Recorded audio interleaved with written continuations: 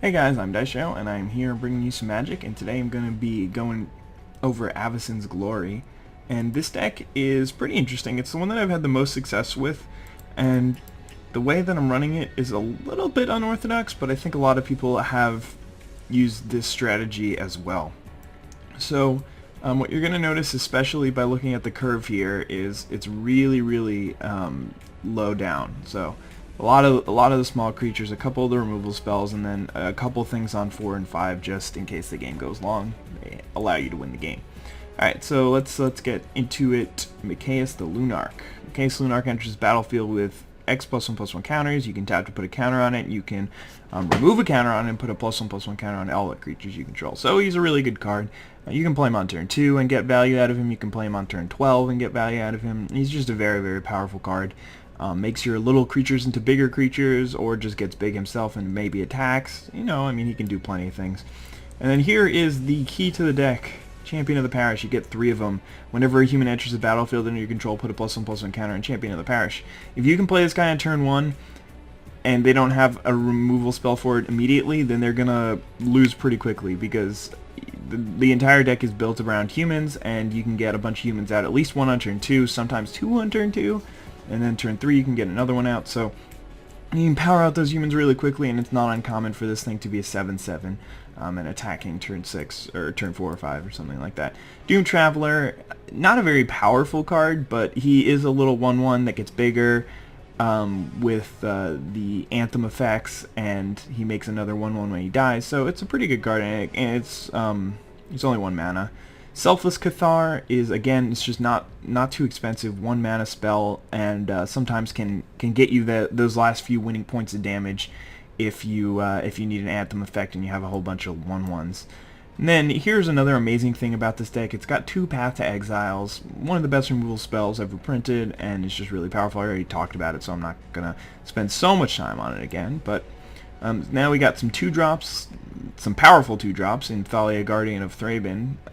2/1 first strike. If you can cast this on turn 2 after a Champion of the Parish often enough, you'll stall out their removal, and then they won't be able to cast it, and you'll be able to get pretty far that way. And you don't have that many spells in this deck, so yeah, Thalia is really powerful here. Elite Inquisitor, I mean, it's pretty good against the zombie deck, but just in general, 2/2 first strike vigilance for 2 is pretty decent in this format. Grand Abolisher is okay in this format, but generally it's just a 2/2 for 2 that's a human, and they can't really do anything on your turn, which is a little good.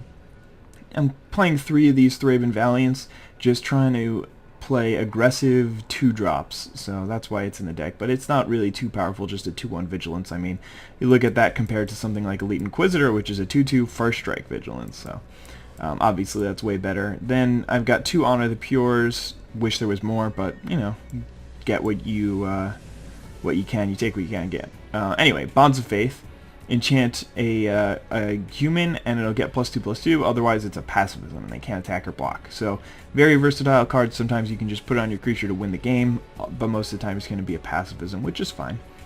Then there's 4 Gather the Townsfolk, which is another important card in the deck, because you have some ways to pump your team, and this thing helps out with Champion of the Parish. And otherwise, it can just provide some chump blockers, or if they don't have a board, then it's too power for 2 mana, so that's pretty good. Mentor of the Meek, really powerful card in this deck.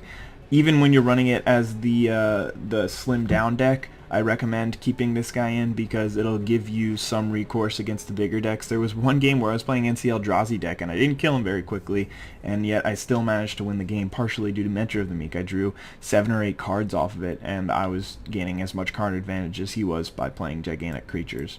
Thraben Doomsayer never seems to stick around, but Fateful Hour is not too important, so we're not really going to discuss it, but you can tap to put a 1/1 human. Obviously, that combos extremely well with Mentor of the Meek, because it's whenever another creature comes into the battlefield, you can draw a card. It works really well with Champion of the Parish, too. They give us 3 Fiend Hunters, thankfully. I mean, that's pretty awesome. It works with Champion of the Parish and Mentor of the Meek, as well as just getting creatures out of the way early on and putting another creature that can attack on the board.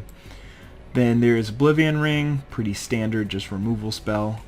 And then the Gold Knight Commanders, I'm still not 100% sure if I want to keep them in the deck. They're really clunky. You have to play them on turn 4, sometimes turn 5, and then you have to have more creatures to play after that. So a lot of the time it doesn't do that much work, and it makes me think that I want to play something like even Elder Cathar instead.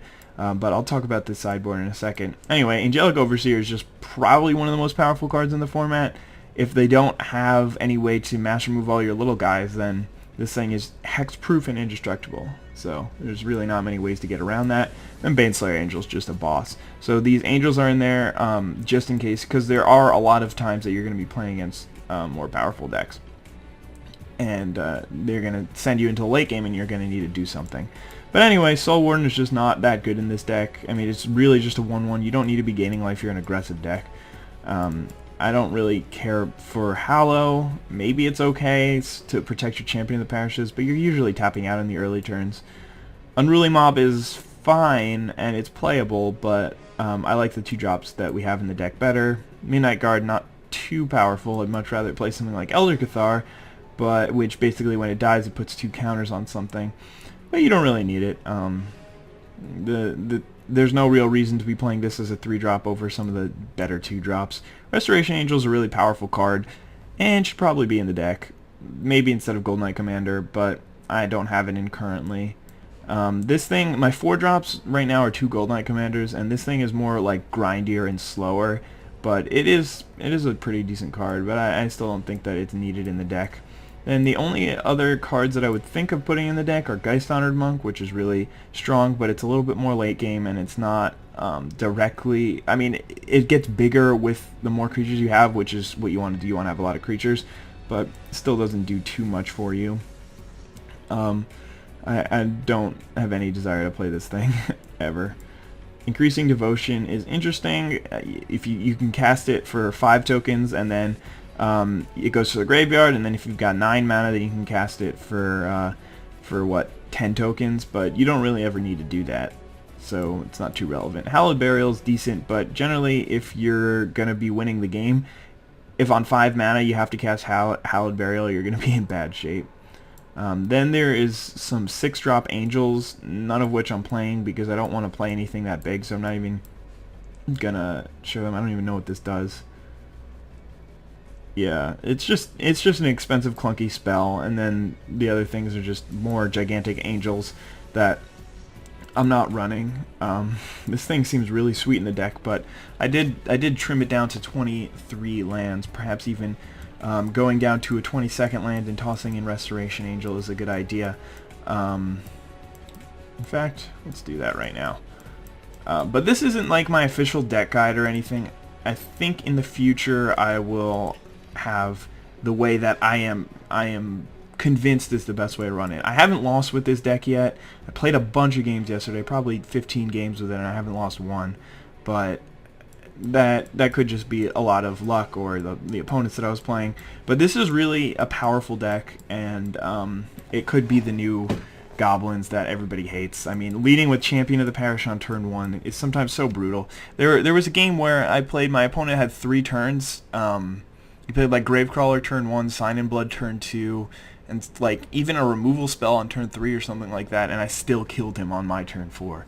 So it was pretty insane. But anyway, let's go get into the matches.